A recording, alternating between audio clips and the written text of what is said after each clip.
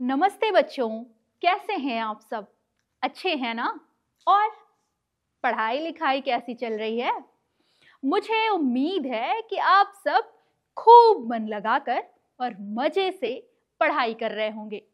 खूब सारी नई नई जानकारियां भी आप सबने इकट्ठी कर ली होंगी।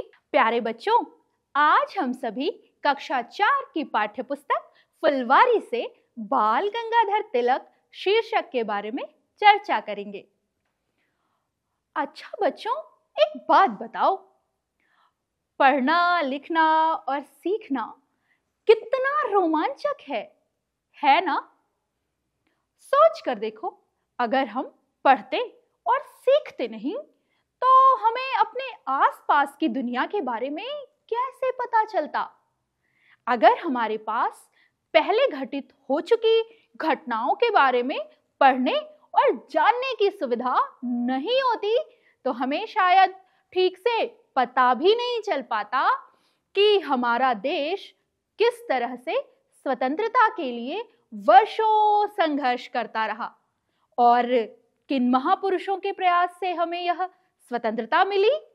बच्चों, आज मैं आपको ऐसे ही एक महापुरुष के बारे में बताने जा रही हूं जिनका स्वतंत्रता आंदोलन में बहुत ही महत्वपूर्ण योगदान है।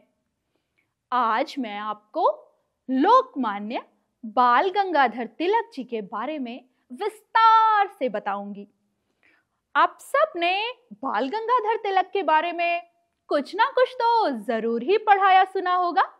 तो आइए हम देश के प्रति बाल गंगाधर तिलक का योगदान और इनके जीवन को समझने का प्रयास करते हैं।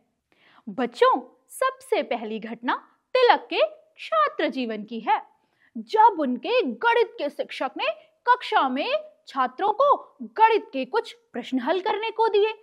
सभी छात्र तल्लीनता से यानी कि खूब मन लगाकर उन प्रश्नों को हल कर रहे थे, लेकिन तिलक चुपचाप बैठे थे।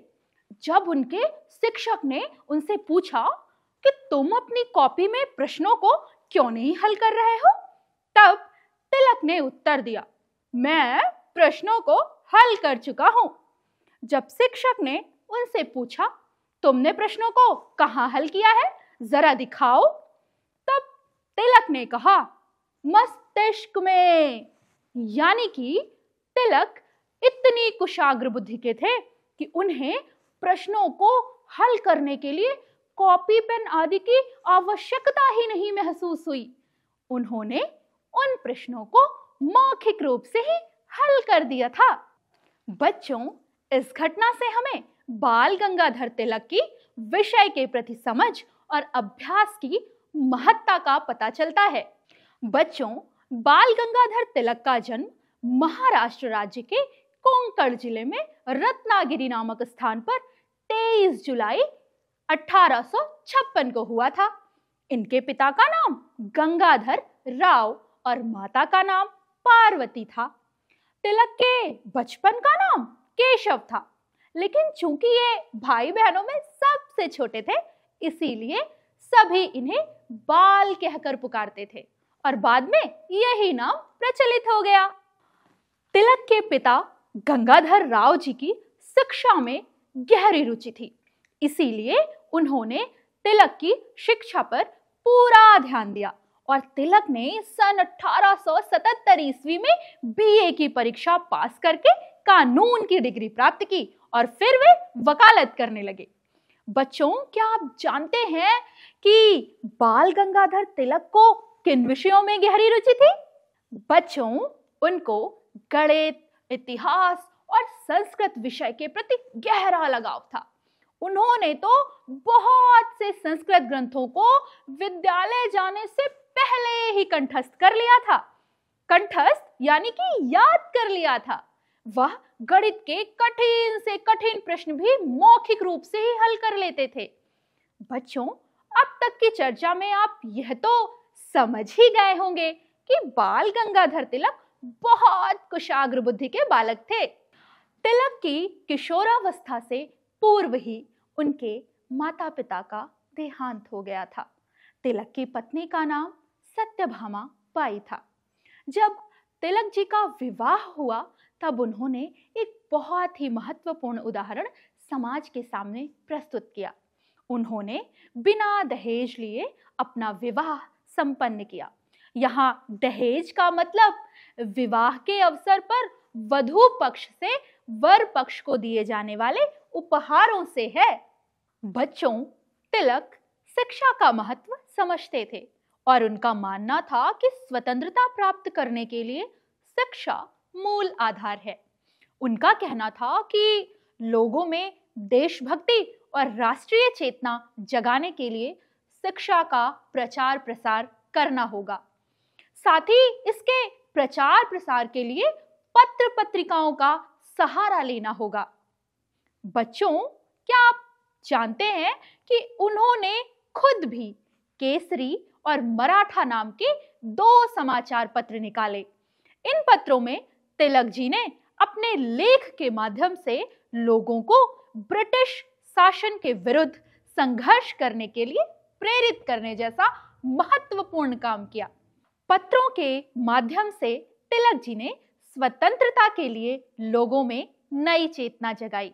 लोग तिलक जी के लेखों से बहुत प्रभावित होते थे और तिलक जी के कार्यों और विचारों के कारण ही लोग इनका बहुत आदर करते थे। इसीलिए इनके नाम के साथ लोकमान्य अर्थात जो सभी को स्वीकार्य हो, यह शब्द जुड़ गया और इनका नाम लोकमान्य बाल गंगाधर तिलक प्रचलित हो गया। बच्चों, बाल गंगाधर तिलक ने महिलाओं व मजदूरों के लिए बहुत से काम किए। बच्चों, उस समय हमारे देश में बाल विवाह, जिसमें बच्चों का बचपन में ही विवाह कर दिया जाता था, यह समाज में एक कुरीति के तौर पर व्याप्त थी। इसी तरह जब किसी महिला के पति की किसी कारण से मृत्यु हो जाती तो उसके दूसरे विवाह पर रोक थी। तिलक जी ने इन दोनों कुरीतियों का पुरजोर विरोध किया। उन्होंने महिला शिक्षा पर भी विशेष जोर दिया और मजदूरों की दशा सुधारने के लिए उनके अधिकारों के हित में आंदोलन किया। तिलक जी ने देश के लोगों को स्वदेशी आंदोलन के प्रति जागरूक किया। यहाँ स्वदेशी का अर्थ है अपने देश में बना हुआ। बच्चों, अंग्रेजी सरकार हमेशा बाल गंगाधर तिलक के स्वतंत्र और उग्र विचारों से बहुत नाराज रहती थी, इसीलिए उन्हें बार बार जेल में बंद कर देती थी। बच्चों, 1907 में सूरत में कांग्रेस का अधिवेशन हुआ। अधिवेशन मतलब बैठक। सूरत जानते हो कहाँ है? बिल्कुल सही, गुजरात में। वही गुजरात जहां गांधी जी और सरदार पटेल जैसे महापुरुषों का जन्म हुआ। बच्चों, इसी अधिवेशन में तिलक जी ने एक महत्वपूर्ण नारा दिया, स्वराज्य हमारा जन्म सिद्ध अधिकार है और हम उसे लेकर रहेंगे। इस बात से अंग्रेज सरकार तिलक से नाराज थी और उन्हें 1908 में राजद्रोह के मुकदमे में म्यांमार की मांडले जेल में 6 वर्ष के लिए बंद कर दिया। इसके विरोध में मुंबई में आंदोलन हुए और वहां के बाजार व कारखाने बंद कर दिए गए। बच्चों, महापुरुष यूं ही महापुरुष नहीं कहलाते, उनके कार्य उन्हें महान बनाते हैं। तिलक जब जेल में बंद थे, उस वक्त उन्होंने जेल में रहते हुए 3 पुस्तकों की रचना की, जिनके नाम हैं गीता रहस्य, ओरियन, आर्कटिक होमिन वेदास।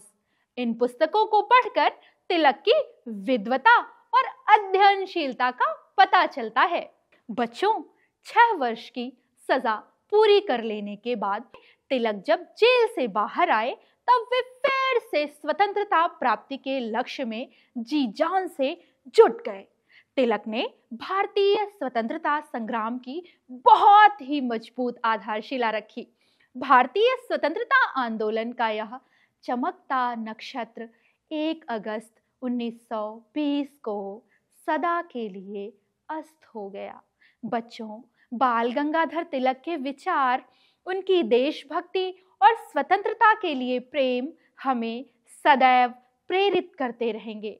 हमें उनके जीवन से सीखना चाहिए कि हम जो भी कार्य करें वह देश हित में हो। बच्चों, हमें बाल गंगाधर तिलक जैसे महापुरुषों के प्रति आभारी होना चाहिए, क्योंकि इनके ही प्रयासों से हम आज एक स्वतंत्र देश में जी रहे हैं। बच्चों, अब आती है अभ्यास की बारी। पाठ में आपको जिन जिन शब्दों के अर्थ नहीं पता है उन्हें छांटकर अपनी कॉपी में लिखिए और अपने शिक्षक की मदद से उन शब्दों के अर्थ पता कीजिए। आइए कुछ ऐसे शब्दों का अर्थ मैं आपको बताती हूँ। जैसे कुशाग्र बुद्धि, इसका मतलब है तीक्ष्ण यानी कि तेज बुद्धि वाला। जन्म सिद्ध, इसका मतलब जन्म से प्राप्त होता है। अधिवेशन यानी कि बैठक। आप सभी ने तिलक जी के जीवन से क्या सीखा? अपनी नोटबुक में लिखिए और इसे अपने अभिभावक व शिक्षक को दिखाइए। हम फिर मिलेंगे किसी नए दिन नए पाठ के साथ। तब तक के लिए पढ़ते रहिए, सीखते रहिए और खुश रहिए। धन्यवाद प्यारे बच्चों।